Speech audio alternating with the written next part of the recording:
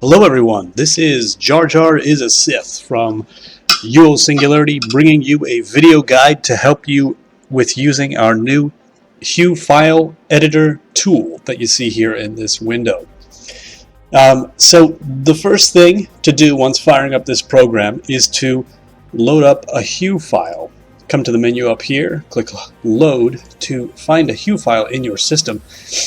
It will take you to the Electronic Arts Ultima Online Classic directory by default that you can see here, and you can navigate down and probably find your Hue file in here somewhere. I think it's Hues right here, Hues.mol, as you can see.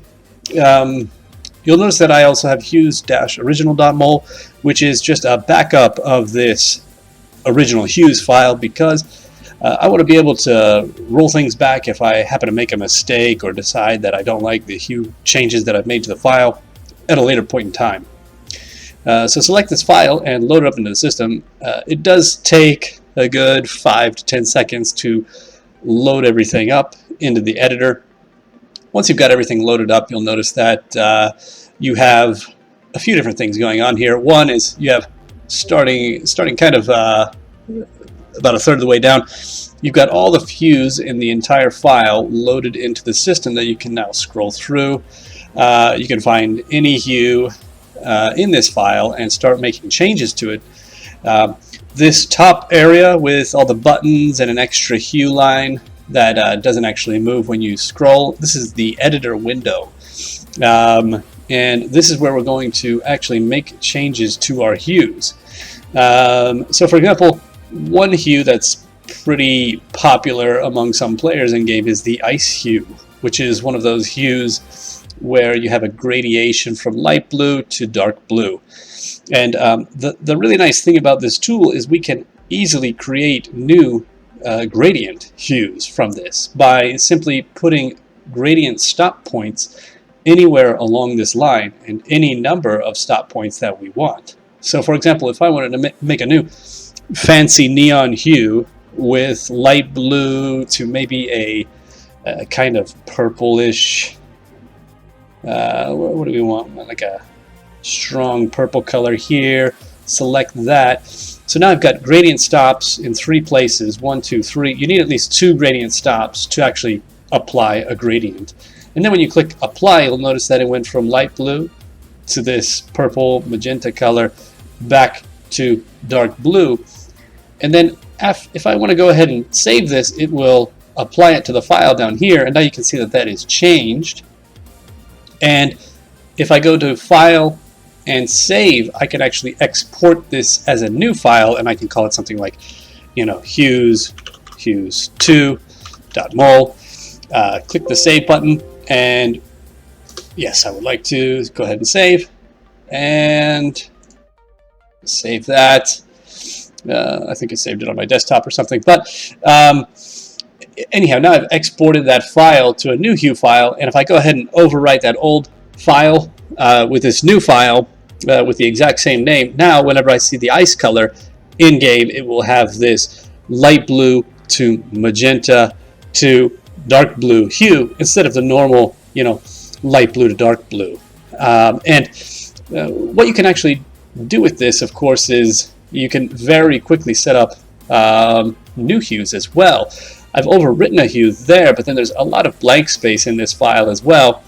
I can go and find some areas where it's just pure blacks, which are basically just hues that are not being used by anything.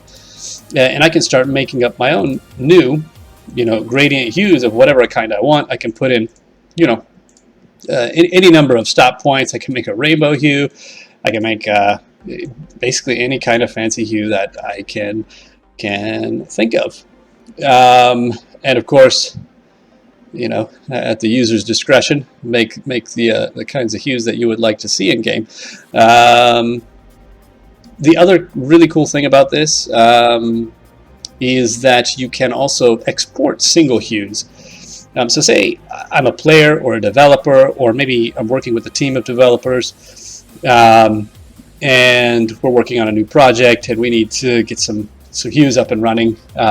An easy way to do this would be to divide and conquer. maybe this is the hue that I've created, but it's only in my local file right now, but I want to get it all in the same file. So what I can do is I can come here and I can just export a single hue, and I can just, call it whatever I want to call it, and then later on down the line, let's just move to a different hue here, and come here, and then just do the import on the single, and I can load this back up directly into the hue editor, and then I can save it to that as well. So you can create a number of these single hue files and send them to your developer, and they can load them into the file and then make it available for download for everybody. Another thing that you can do is, let's just say I really like this hue right here. I can copy this hue, and then I can say, okay, I don't like these etch faded blue hues, so I'm just going to get rid of them from the game permanently. I can come in here and just paste over every single one of them, and I no longer ever have to see this etch faded hue ever again. So even players that want to manage hues themselves locally can make pretty good use of this. As a player, you could also come over here. These upper hues are very common in games, but at the same time they're diverse enough to where it's probably unlikely that any other player in the game is using the 393, for example, on their robe. So you could come in here and you could, create your little rainbow 393 hue, and then you can color all of your stuff 393 in the game, and you can run around with your own fancy little personalized hues as a player without actually interfering with what anybody else is seeing in the game, since they're all running on their own hue files. It's a pretty neat little tool. The reason I went ahead and built this was because the existing hue management tools don't have very good gradation abilities from what I've seen, and mostly what I want in game is I don't really want anything incredibly fancy like what we just saw here with the rainbow hue, but I do want to be able to come in and say, hey, I want this like kind of dark green to blue hue, or whatever hue I might want for creating new rewards for players, or just providing new fresh, I guess, in-game hues for people to come and access. But I think that's about it. The other thing to note about this is, if you want to make changes to just a single portion of a hue, the way that you can achieve that is by first load the hue, and then go ahead and turn all your gradient stop points off, and click select all, and that will load the entire hue up in here. Let's just say you just want to change this one cell to light blue for whatever reason. You can click this, and then apply gradient, so it's back down here on the bottom bar, and then click save, and now this hue has had this single light blue change applied to this one cell here, about halfway down. Yeah, and that's about it. That's the entire Hue tool.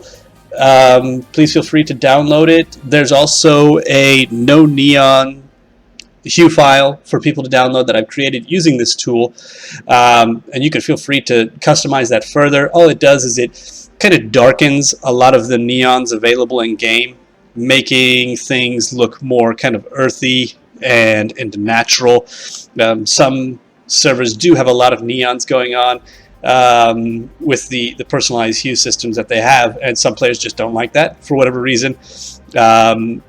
I thought that this was a good kind of meet in the middle solution to players that want to have fancy cool hues that are neon, and players that absolutely hate neon hues.